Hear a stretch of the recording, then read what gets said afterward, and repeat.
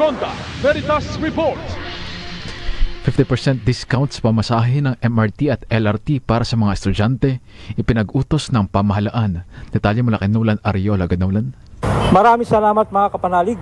Kasabay ng pagbabalik sa eskwela ngayong linggo, inanunsyo ng Department of Transportation o DOTR na itinas na sa 50% ang discount sa lahat ng estudyante sa LRT1, LRT2 at MRT3 simula ngayong araw, June 20. Kasunod ito ng utos ni Pangulong Bongbong Marcos na pag-aanin ang buhay ng mga estudyante sa pamamagitan ng mas murang pamasahe.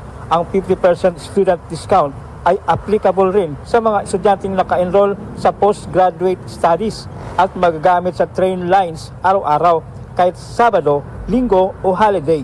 Student nga po ako, tapos medyo wala pa pong kita and everyday kailangan ko po tipirin yung baon ko po. Yung masasave ko sa fare, pwede ko po ilagay sa savings ko, parang hindi ko po siya gagamitin. Tapos pag naiipon ko po yun, pwede ko po yung gamitin po ang emergency fund ko po. Kung sakali kailangan ko po kayo.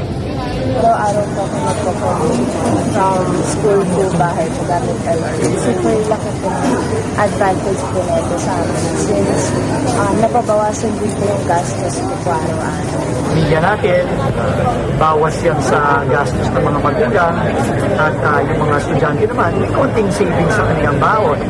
Diba? So malaking bagay ito. Tulong ito ng Pangulo natin para sa mga pamilya natin. Para naman kahit paano maayusan naman itong hirap gagi sa pag-commute, araw-araw. Alam na natin, mahirap ang buhay ngayon. Kaya talagang regalo ito ng Pangulo natin para sa kanila. All year round. Tuloy-tuloy na yan. Kahit summer. Yan ang tinig ni Secretary Dizon. Mga kapanalig, ang lagyang dalangin at paalala ng Simbahang Katolika ay isaalang-alang ang maayos na kapakanan ng mga mag-aaral saan man. Para sa Veritas 846, ang radyo ng Simbahan, ako inyong kapanalig, Nolan Ariola, sumainyo ang katotohanan. Ronda Veritas Report.